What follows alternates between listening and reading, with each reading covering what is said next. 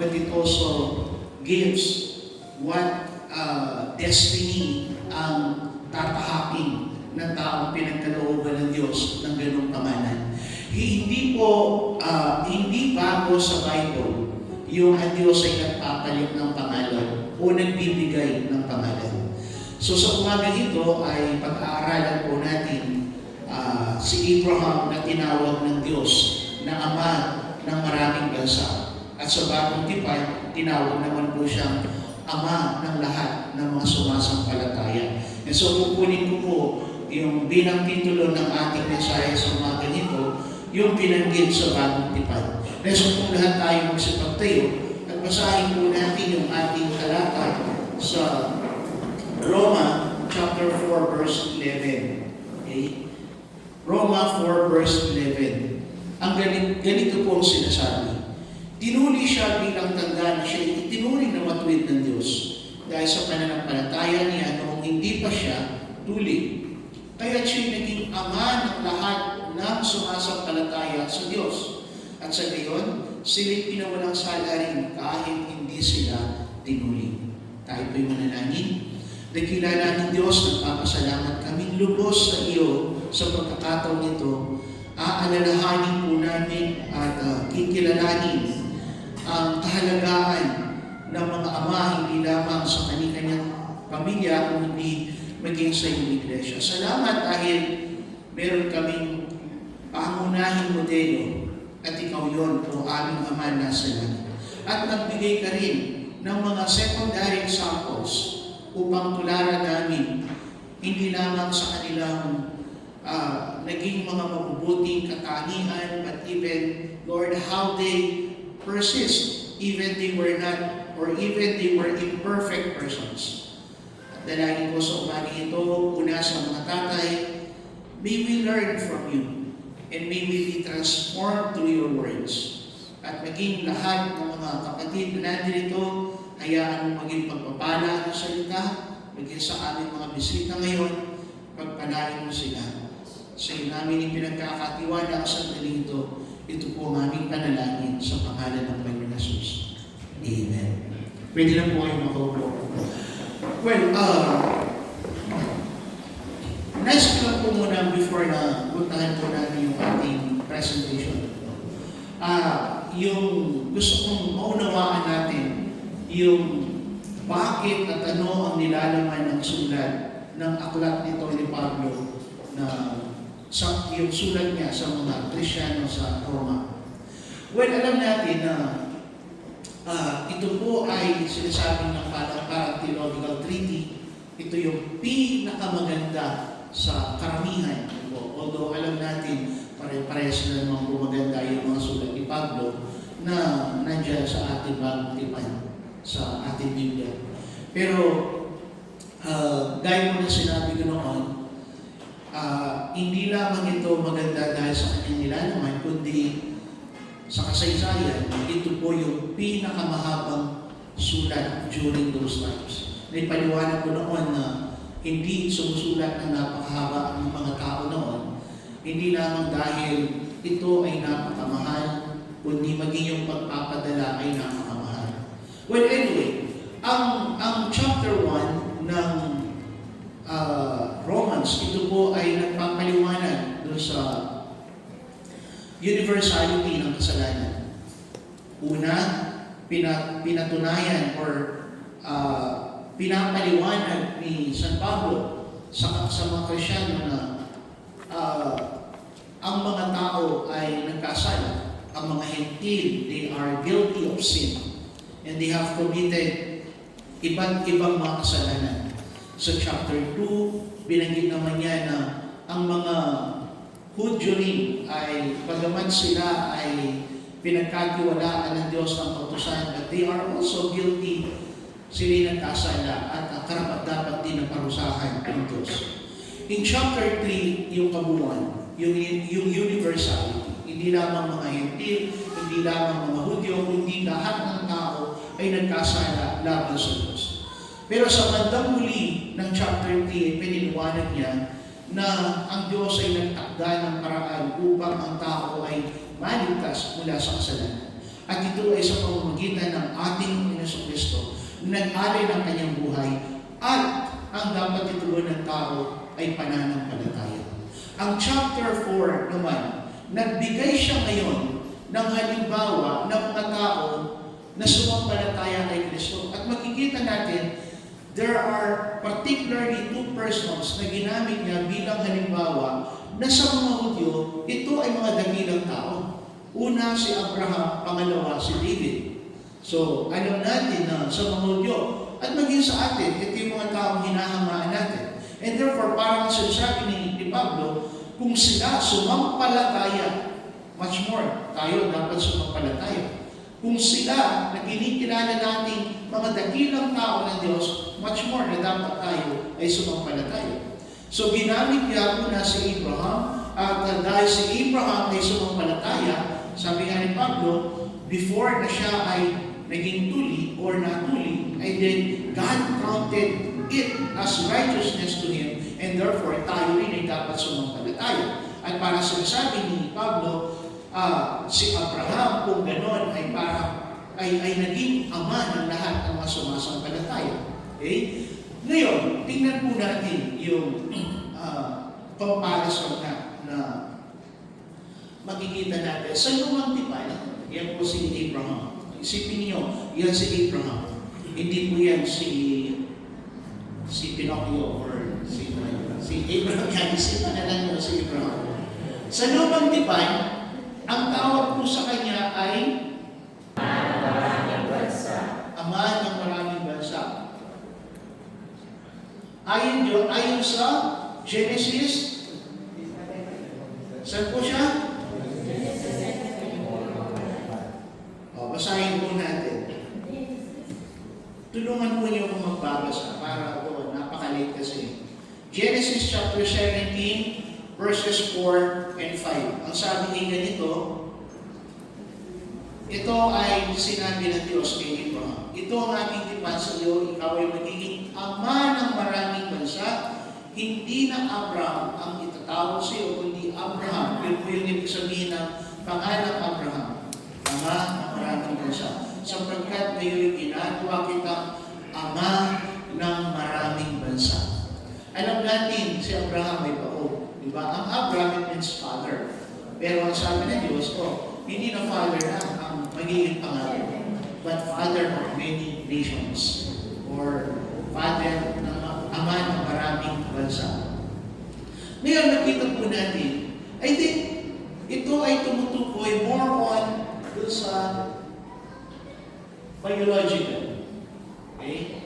Ano ba yung ibig sabihin ng biological? It's more on yung magmumula sa kanya ng mga lahi. Alam natin, siya ay naging ama ng mga Israelita. And through Ishmael, siya rin ay naging ama ng iba pang bansa, yung Edom or mga Edomites. At nakikita natin, pagkatapos na namatay si Sarah, ay nag-asawa muli si Abraham at nagkaroon din siya ng anak. Okay? Nagkaroon siya ng anak.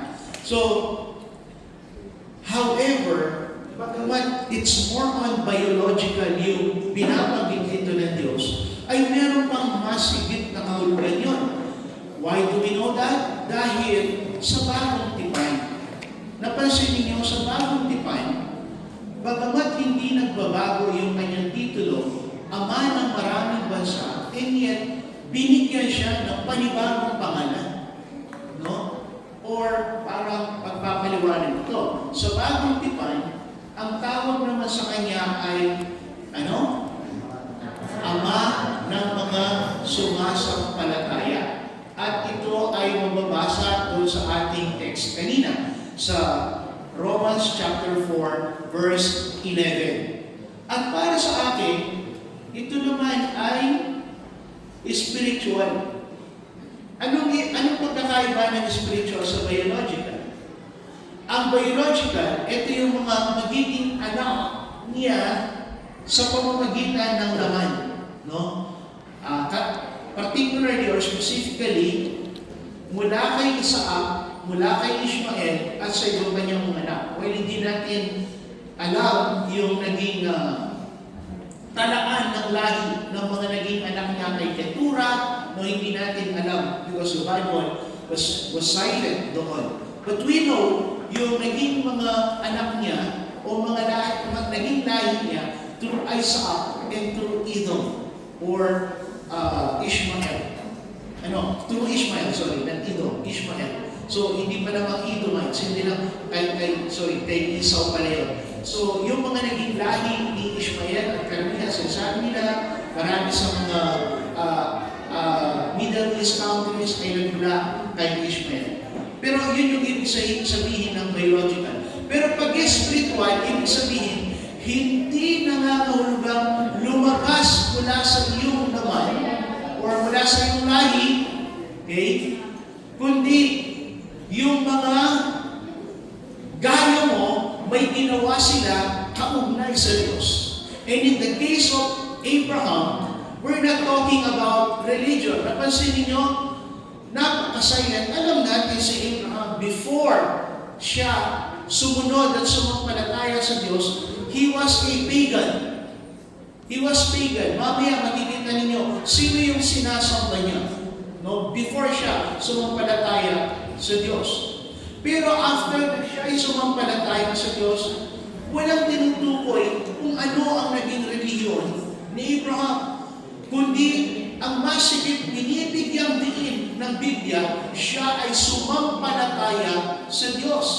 Siya ay sumampalataya sa Diyos. In other words, kagaya niya na sumampalataya, lahat din ng sasampalataya sa Diyos kung paano yung ginawa niya, then spiritually, they became yung kanyang mga lahi, mga naging anak niya or kabilang niya sa kanyang lahi.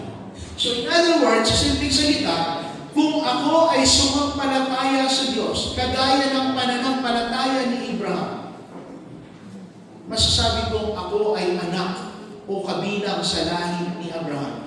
Hindi man ako nagmula sa kanyang mga anak na si Ishmael o si Isaac, pero sa spiritual na kaparaanan, I am part, bahagi ako sa lahi ni Abraham dito sa kanang side ng ating pinag-aaralan. Ngayon, ang tanong natin, sabi ko nga, bagang piniliwanag ko na, paano ito nangyari? Paano siya, from father of many nations, now he became, in the New Testament, father of all who believe, of all who believes.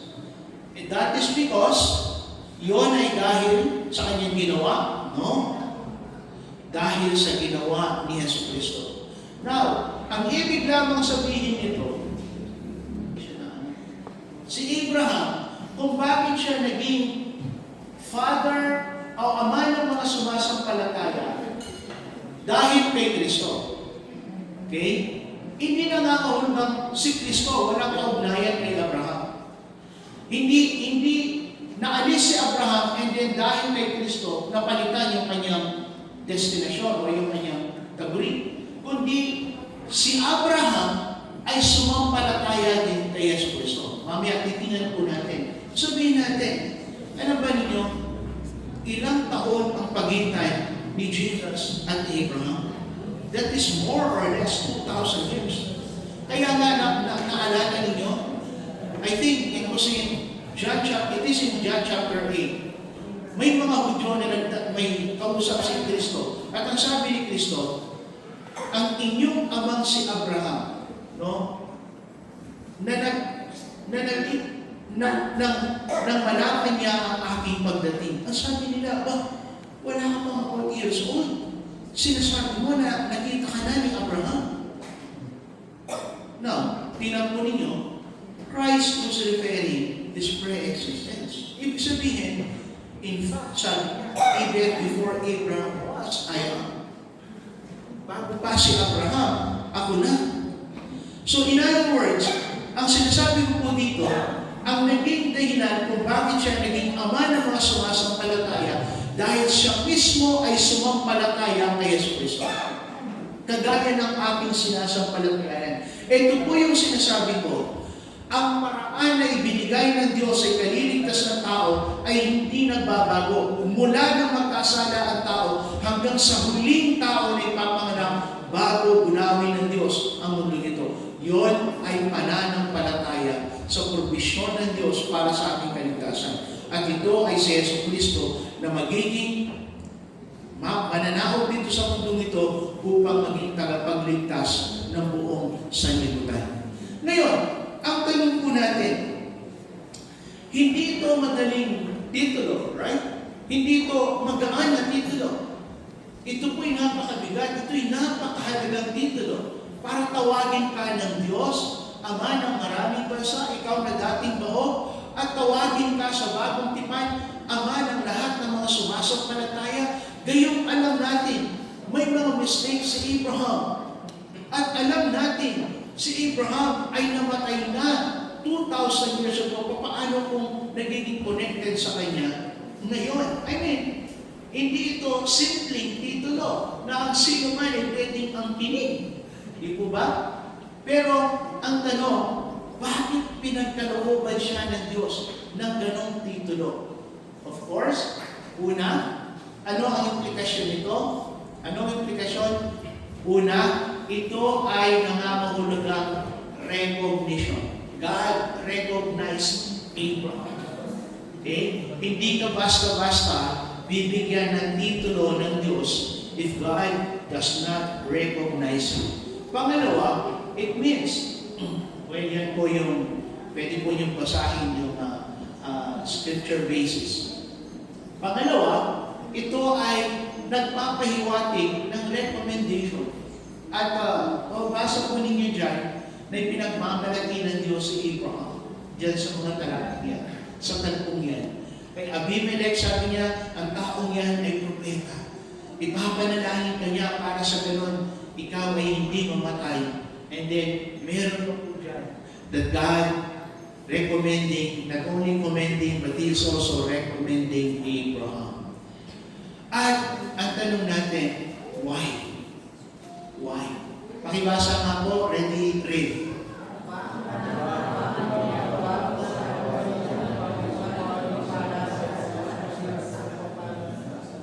Okay?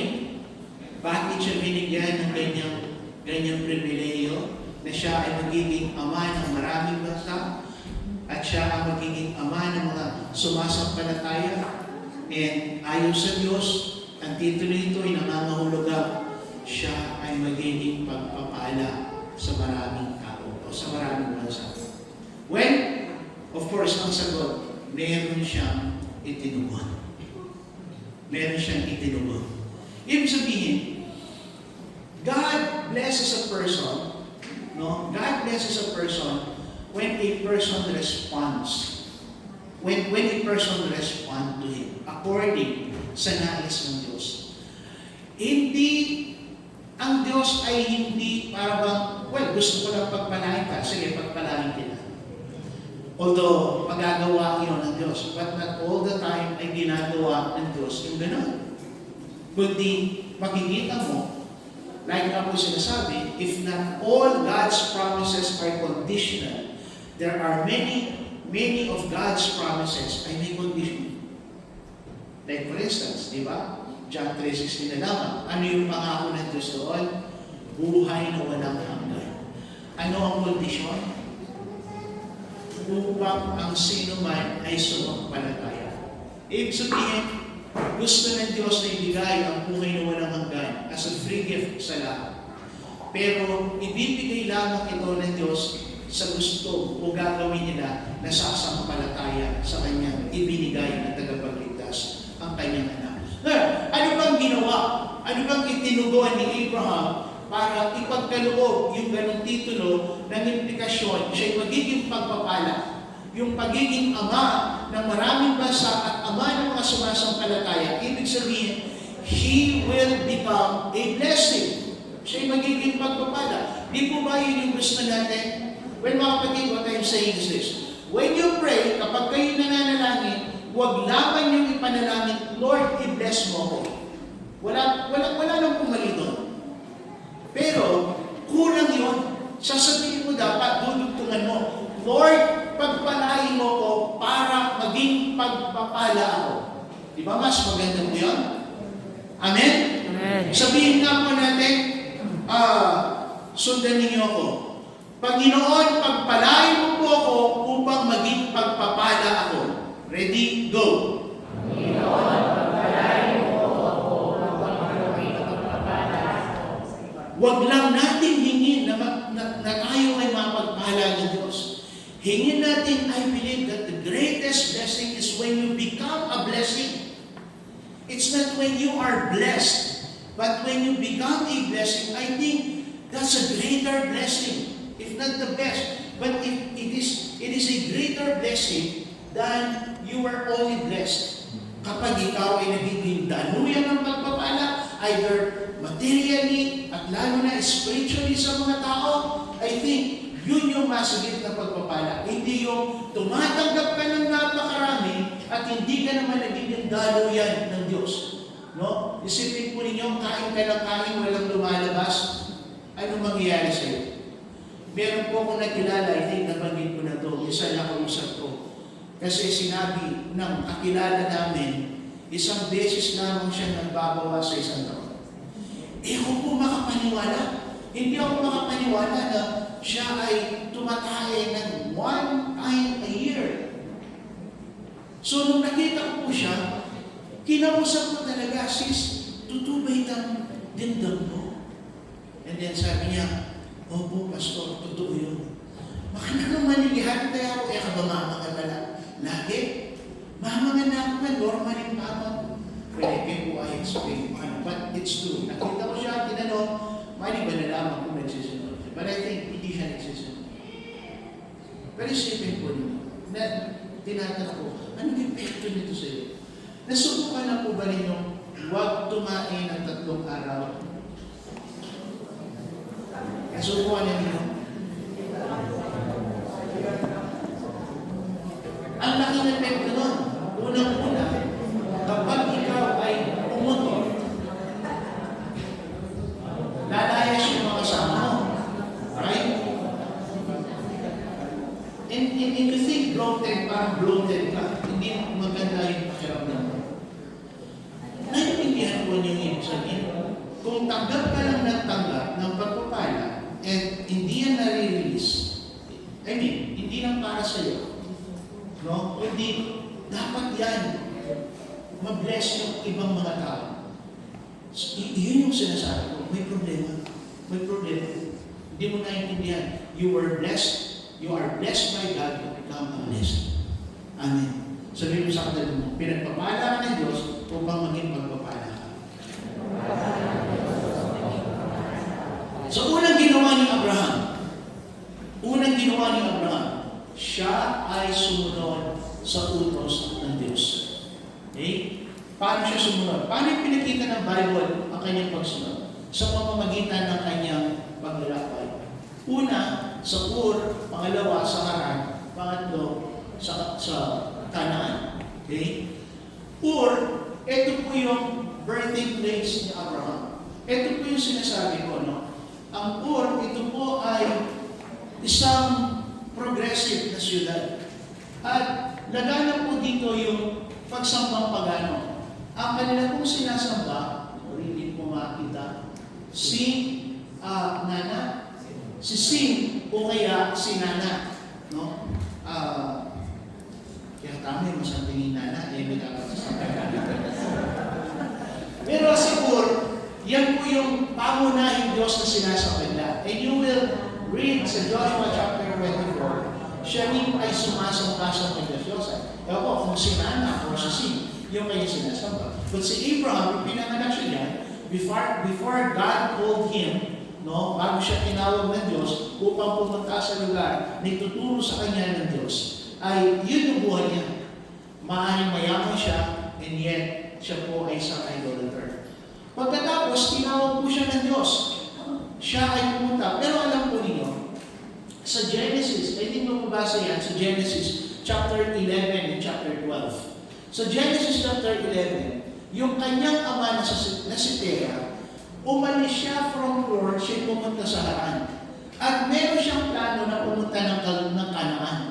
Kaya na, pagdating nila sa Haran, namatay si Terah. Okay? Ewan ko bakit nagkaroon ng idea si Terah na siya ay pupunta sa Canaan. Well, probably God spoke to him na gusto niya, dalhin mo ang iyong anak na si Abraham. Pero marahil po, ito lang ay aking sa pagkaha. Pagdating sa Haran, nagtagal po sila doon. Hindi na sila nag-move. So doon na namatay ang kanyang tatay na si Terah. Ngayon, sa lugar na ito, masasabi natin, it became a place of comfort para kay Abraham. Kumbaga, na-establish na marahil ang buhay niya sa lugar na ito. At ito rin yung lugar ng pagtawag ng Diyos sa kanya. Lugar ng calling, no? At ito rin ay lugar ng transition para sa kanya. Well, alam po niyo mga kapatid, hindi madaling maglipat-lipat, magpalipat-lipat. Di po ba? Sino na sa inyo yung nakaranas? Settled ka na sa lugar na yon, and all of a sudden, may pangyayari, kailangan mong lumipat sa ibang lugar, and then totally wala kang kilalang tao doon, yung kanilang kultura, ibang-iba, yung paniniwala nila, ibang-iba, yung pamumuhay doon, ibang-iba, but you have to transfer sa lugar na yun. Hindi madali, right? Now, iniisip natin, ang paglalakbay ni Abraham mula sa Ur, Haran hanggang Canaan, it's just a simple parang nagtutur lang siya. Hindi. Meron siyang tinatalikuran. Meron siyang iniiwan. Kaya nga kung sabihin, sa Genesis chapter 12, tingnan po niyo, sa Genesis chapter 12, verses 1 to 5. Pakinggan po ninyo. Sinabi ni Yahweh kay Abraham, lisanin mo ang iyong bayan, ang tahanan ng iyong ama, at mga kamag-anak. Kasi po niyo, bagamat ang Haran, ito ay nag-transfer lamang po siya. By the way, ang Haran, it is also, ito po yung progresibong syudad din. Hindi ito isang slum area na napakahirap. Progresibo din po ang buhay dito. So kung mayaman si Abraham sa Ur, dala-dala niya yung kanyang kayamanan at yung kanyang pamilya doon sa Haran. At ang sabi ng Diyos, iwanan mo ang lahat na nito. Iwanan mo ang comfortable life mo. Iwanan mo ang lugar na kung saan settled ka na. At ang sabi niya, pumunta ka sa bayan na ituturo ko sa iyo. Napansin po ninyo, hindi niliwanag ng Diyos. Hindi niya sinabing Canaan. Hindi niya sinabing a place flowing with milk and honey during the time. Ang sabi na ng Diyos, pumunta ka sa lugar na ituturo ko sa iyo. Wala siyang idea kung saan. At sabi sa verse 2, pararawihin ko ang iyong mga anak. Siya po ay wala pang anak during the time. At ang kanyang asawa ay baog.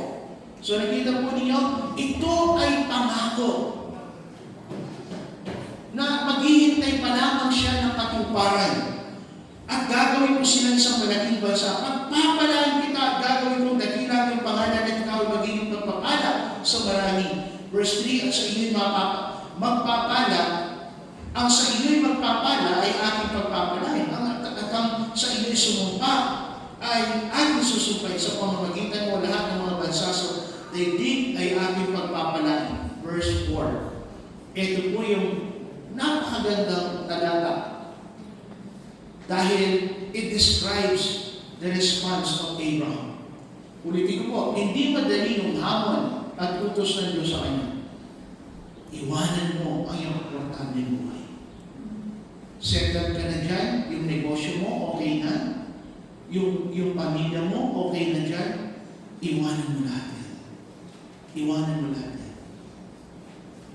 Para bang yung sinasabi ni Kristo, di ba? If anyone wants to follow me, let him deny himself and take up the cross. And then follow me. Ang pagsunod sa Diyos ay pag-iwan din. Hindi ka pwedeng sumunod sa Diyos na wala kang iiwanan. Itong struggle ng maraming mga tao. They want to obey God, but they cannot leave behind yung mga bagay na kailangan nilang iwan. Hindi nila maiwanan yung trabaho nila, hindi nila maiwanan yung negosyo nila, hindi nila maiwanan yung pamilya nila, hindi nila maiwanan yung kanilang pag-uugali, hindi nila maiwanan yung kanilang mga pangarap. At ang resulta, they don't follow God. Sinusunod nila Diyos sa bibig, but not sa kabuhan. Pero dito, verse 4, anong nangyari? Sumunod na si Abraham sa utos ni Yahweh. Anong ginawa niya? Anong pagsunod ang ginawa niya? Nilisan niya ang Haran noong siya'y 75 taon. Sumama sa kanya si Lot. Sipin po ninyo, tinalikuran niya yung lugar, naging settled na at komportable na ang kanyang buhay. At siya'y naglakbay, nung una hindi niya alam kung saan yung lugar. And then, probably, God told him along the way, habang siya'y naglalakbay, pumunta ka sa Kanaan. Ang Kanaan, ito po ay lugar ng mga Kananeo. Ito ay isang lugar ng mga pagano, kagaya niya dati. Alam niya ang buhay ng pagiging pagano. At alam po ninyo, ito yung tanong ng maraming mga skeptics about the Bible. Ang Diyos ninyo ay Diyos na pumapatay. Sapagkat nung ang mga Israelita sa pamumuno ni Joshua, sakupin nila ang Kanaan, pinagpapatay nila ang mga tao. Bata, matanda, babae, lalaki, sa utos ng Diyos. Sabi ng mga tao, ganyan ba ang Diyos? Pinapatay niya ang mga inosente? But remember this, hindi nila nauunawaan ito. Ang bansang Kanaan ay punong-puno ng kasamaan.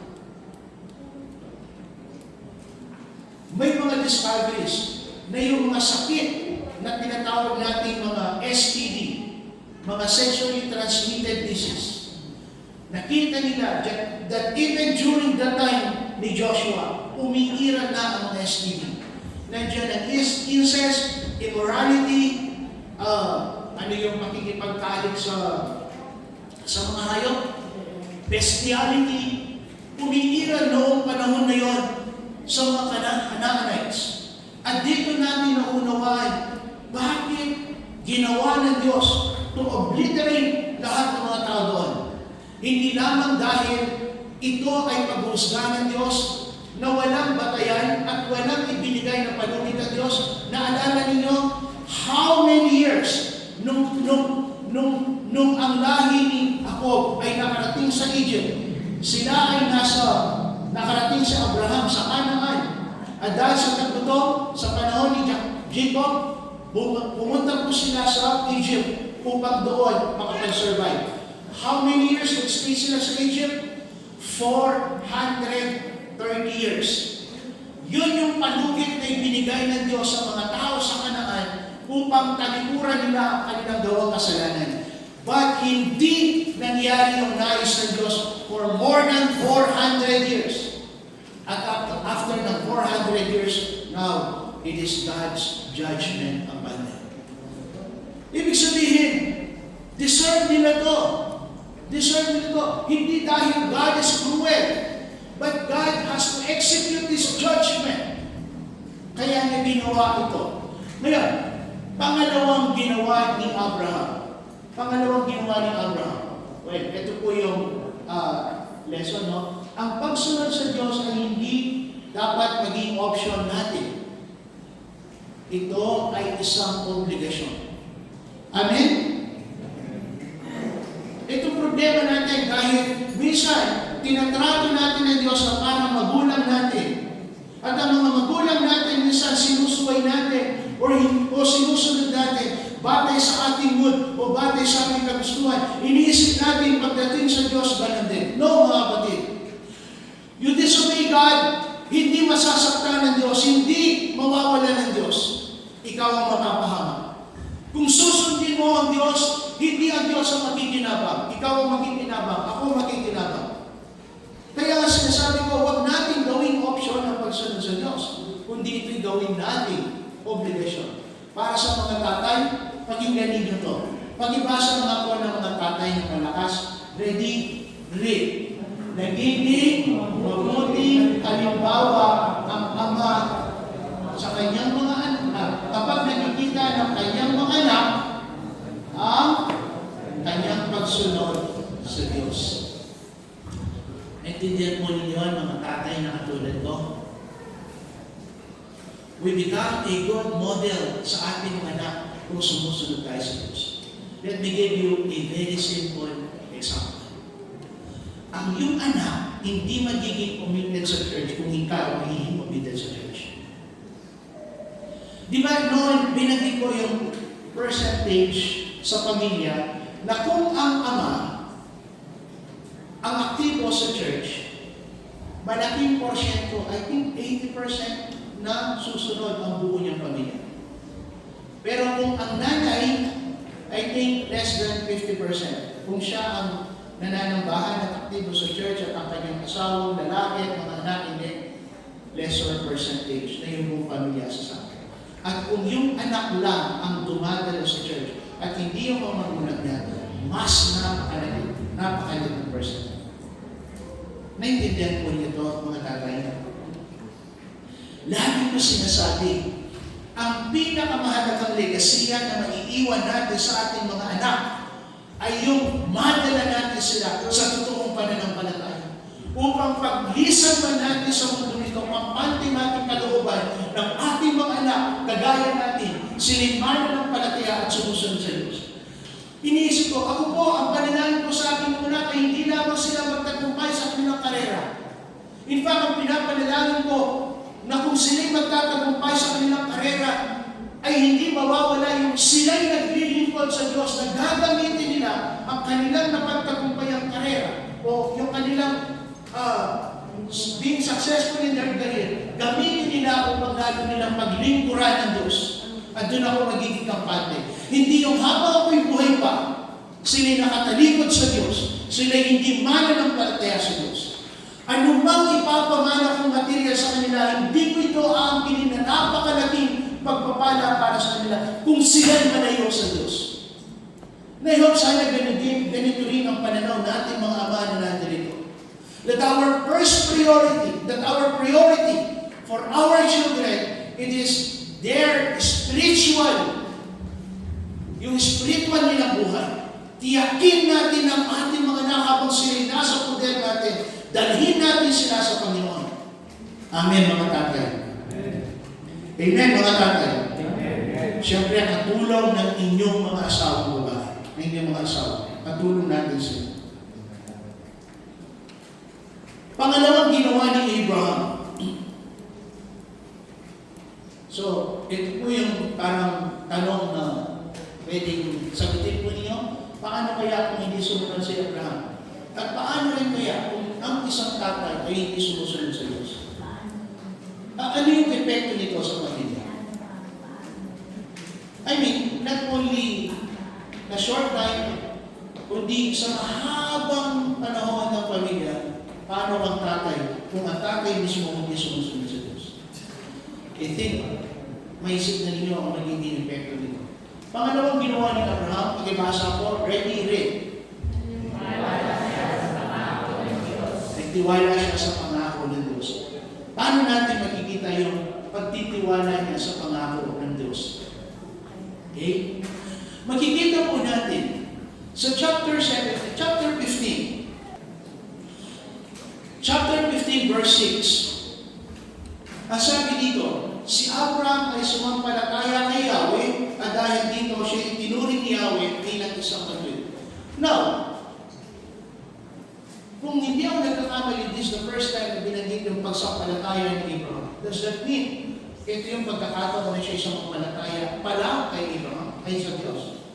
Remember, nagsimula ang kwento ni Abraham sa chapter 12. Sa chapter 12. Ngayon, ibig sabihin from verse chapter 12 up to chapter 14, hindi ba siya sumasampalataya sa Panginoon? I don't think so. Para sa akin, nung sumunod si Abraham, siya sumampalataya sa Diyos. At along the way, ipinapaliwanag ng nagsulat sa aklat ng Genesis paano ikinabuhay ni Abraham ang kanyang pananampalataya sa Diyos. Number 1, ang kanyang pagsunod na nangyari sa chapter 12 ay kapahiyagan ng pananampalataya. And I believe you cannot obey God in full extent without believing in God. Hindi pwedeng sumunod ang tao ng lubos sa Diyos kung hindi siya nananampalataya sa Diyos. I think yun ay basic na katotohanan. Dito, nakita natin, ang ibig sabihin, when God spoke His promise to Abraham, it's another way kay Abraham to express yung pananampalataya niya. He believed on the promise of of God. Sumampalataya siya sa pangako ng Diyos. Nababasa po ba ninyo? Sige ako, basahin niyo. 1, ready, read.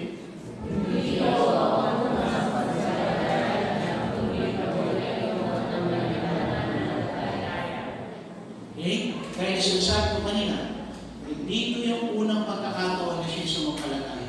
Ito'y nagpapakita sa kanyang pananampalataya na nangyari na. Yan po yung sa Genesis. Okay? Pakibasa po. Ready? Read. Okay.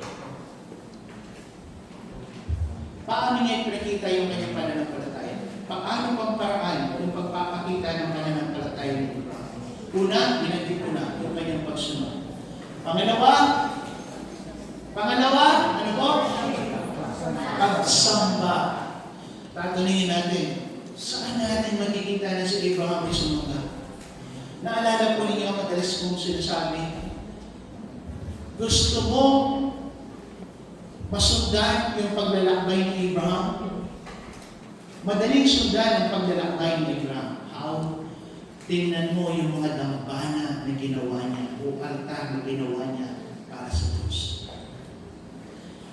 Sa bawat tinitigilan niyang lugar sa kanyang paglalakbay, from Haran to Canaan, kapag siya po ay tumigil, he will build an altar and then worship. Ganun po ba tayo? Or we worship God kapag maayos ang lahat. Ito po'y nagpapakita na pagkilala na ang Diyos ang may hawak ng kanyang buhay.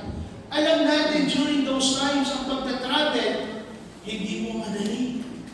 Napakamapanganib ng paglalakbay. So, kapag siya'y nakarating sa isang lugar, hihimpil siya doon, unang gagawin niya, magtutumpok po siya ng bato, mag-aalog siya ng ahain, bilang pagsamba at pasasalamat niya sa Diyos.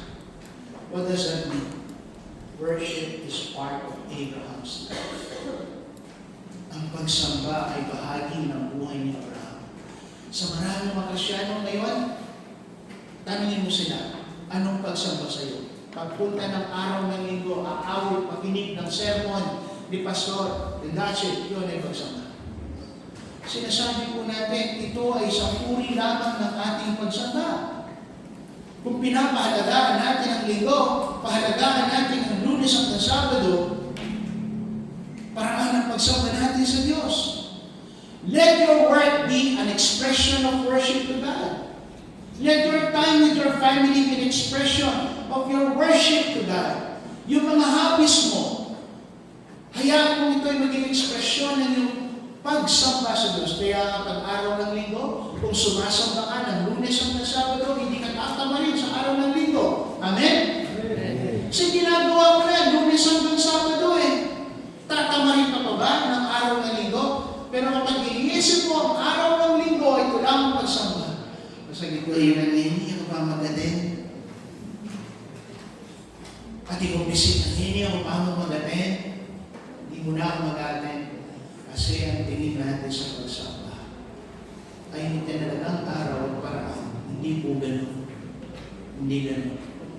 Kaya nga sabi ng Kristo, ang hinahanap ng Diyos na sasamba sa Kanya ay sasamba ay yung mga sumasamba sa Kanya sa Espiritu at sa katotohanan. When we stay in worship,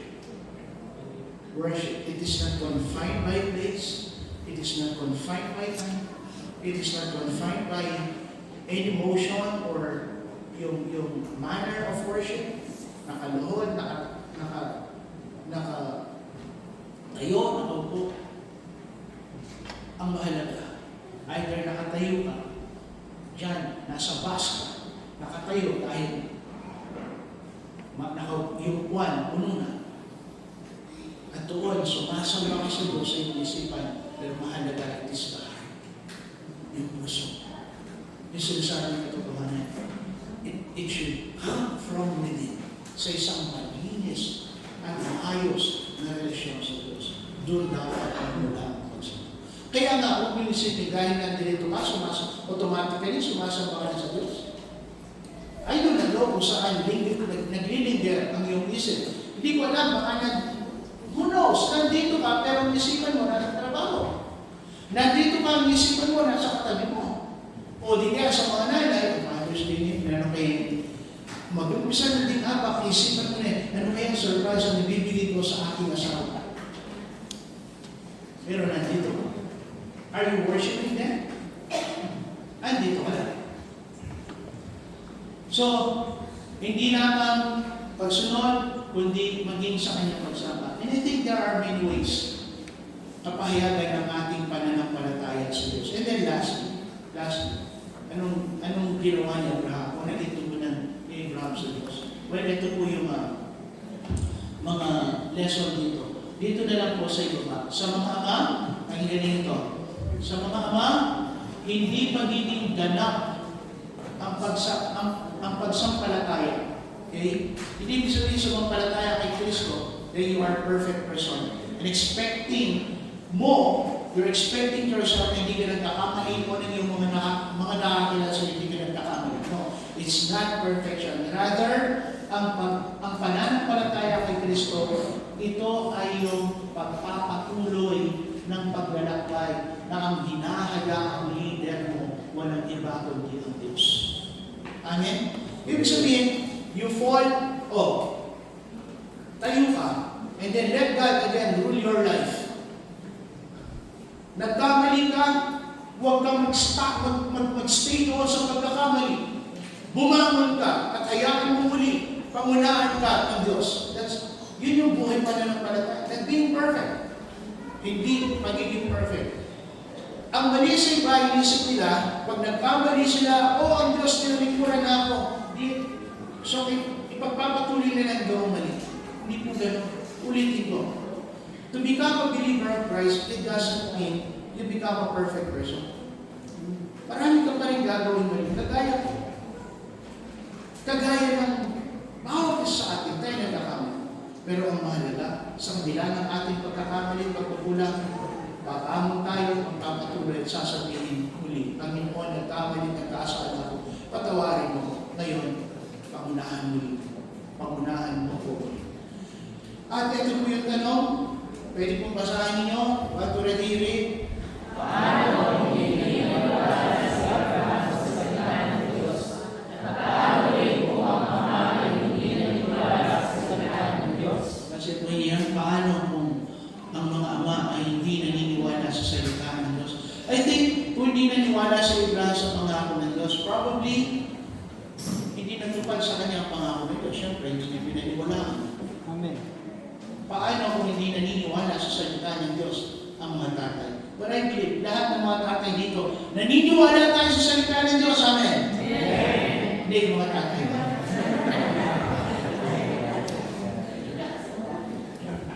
And then, pangatlong ginawa ni Abraham, pangatlong ginawa ni Abraham, makipasa ko, inuna niya, kasiyahan ng kanyang asawa.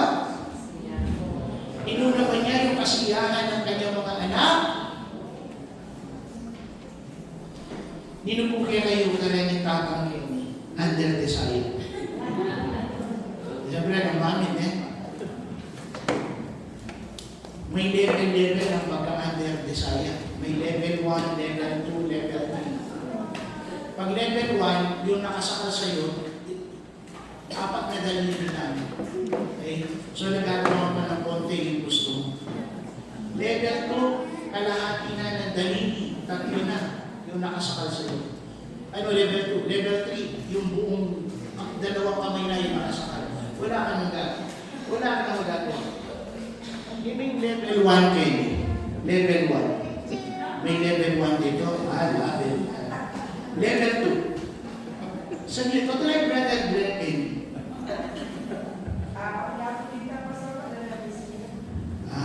Hindi ko pa rin upset. Okay. Kaya kung sabihin na kayo muna, pero kapansin ko like brother Glenn.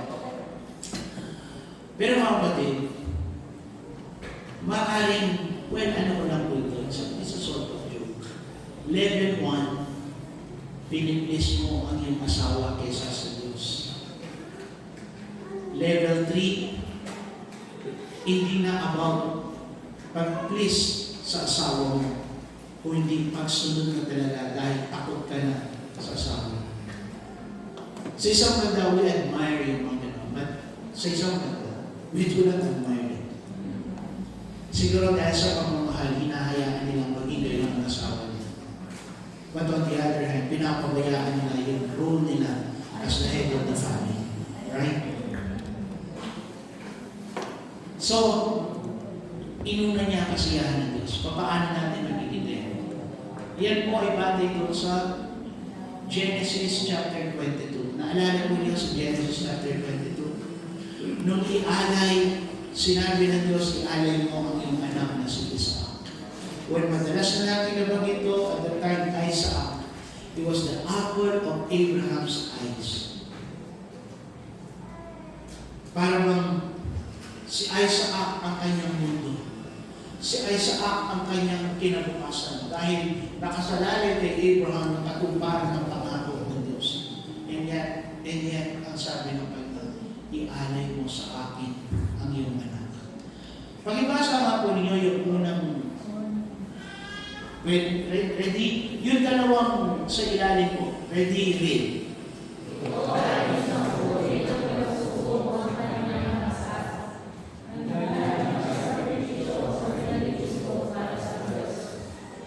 Napansin po ninyo, ginawa niya ang lahat noon. Naalala ninyo yung sinabi ni Pastor Basilio, it's common to them during those times na ialay ang anak sa Diyos. Sabi nga ni Pastor Basilio, kung hindi hiningi ng Diyos Isaac kay Abraham para ialay sa kanya, baka magtanong pa si Abraham, totoo ba ang Diyos bakit hindi niya hinihingi ang aking anak? But again, hindi po, that doesn't mean madali na ialay ang iyong kahit sa isang anak. Pero ginawa niya ito dahil gusto niya. Gusto niya. At hindi alam ni Abraham, it's a sort of test mula sa Diyos at napasin niya. Mga tatay, alam niyo, ang test sa atin ay hindi yung mapakain ba natin ng gusto at mapaaral ba natin, mapatapos ba natin sa pag-aaral ng ating mga anak. I think that's not the biggest test sa buhay natin bilang mga ama. Ang biggest test sa atin ng mga anak, mga ama, sino ang uunahin mo sa iyong buhay? Sino ang uunahin mo? And that will reflect sa oras na pinugugol mo. And that will reflect kung ano ang higit mong pinahahalagaan. Usually, ang masigit mong binibigyan ng lakas at panahon sa buhay mo, siya yung una sa buhay mo. After reflect, mga tatay na katulad ko, sabi nga, the greatest test is, sino bang una sa puso natin? Sino ba yung una sa puso natin? Well, for Abraham, siya naging halimbawa natin. Napasa niya yung test na yun. Actually, ayaw naman ng Diyos. Alam natin, hindi iniutos ng Diyos na ialay ang anak sa kanya. Pero alam ko, hindi pa ito naunawaan ni Abraham during that time. It is only a test. It is only a test. But because sa puso niya, sabi nga natin kanina, again, this is a reflection ng pananampalataya ni Abraham. Ano yung klaseng pananampalataya sa Abraham? Meron sa Abraham, kaya niyang ibigay ang lahat para sa Diyos. Kaya nga, ang kanyang ginawa ay naging larawan.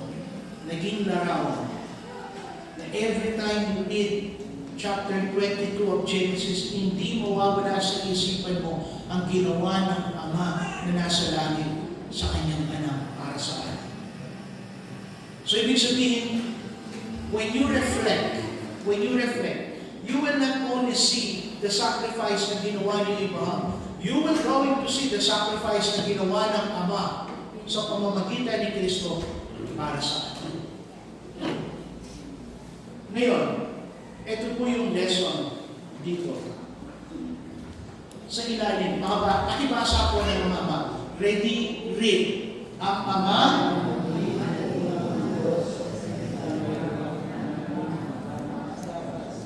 tama po ba yun? Kung una ang Diyos sa iyong buhay, mga ama, hindi po magiging mahirap na unahin o gawin yung tama at dapat sa ating buhay. Kung ang Diyos ang una sa buhay natin ng mga ama, then God will going to place everything on their proper places sa ating buhay. Hindi magiging mahirap ang buhay, hindi magiging mahirap ang pagganap natin sa ating obligasyon kung inuuna natin ang kasiyahan ng Diyos.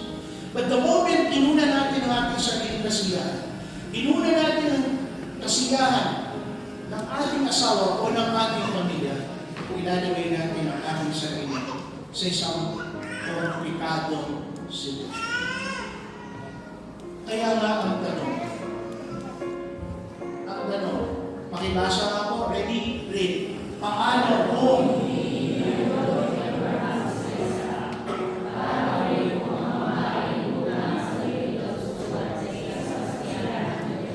well, of course, alam natin yung sagot dyan. Kung ang Ama hindi niya inuna ang Diyos, of course, there will be many negative effect. Hindi lang sa kanyang buhay, kundi maging sa buong pamilya. And as we close, gusto ko pong iwanan ito.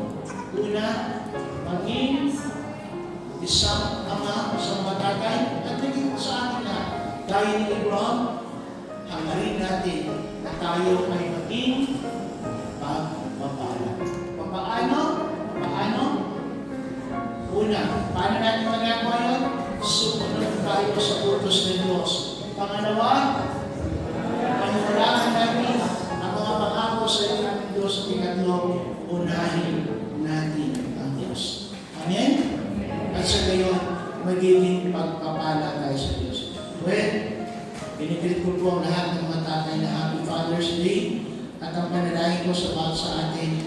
Let us be blessings una sa ating pamilya at kagaya ni Abraham sa maraming tao. Alam po niyo, hindi na lamang siya naging pagpapala sa maraming bansa. Ang sabi, siya ay naging sa bagong tipan, siya ay naging pagpapala sa lahat ng mga bansa.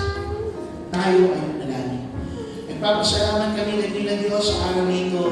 May pagkakataon kami nakinig sa iyong salita, reminding us sa mga ama kung paano kami mamuhay upang maging pagpapala sa aming pamilya at sa ibang mga tao kagaya ni Abraham. Lord, sa pagpapatuloy ang aming programa sa aming bahagi ng aming pagsamba, pagpalain niyo po kami. Maraming salamat, pagpalain mo ang mga tatay sa pangalan ng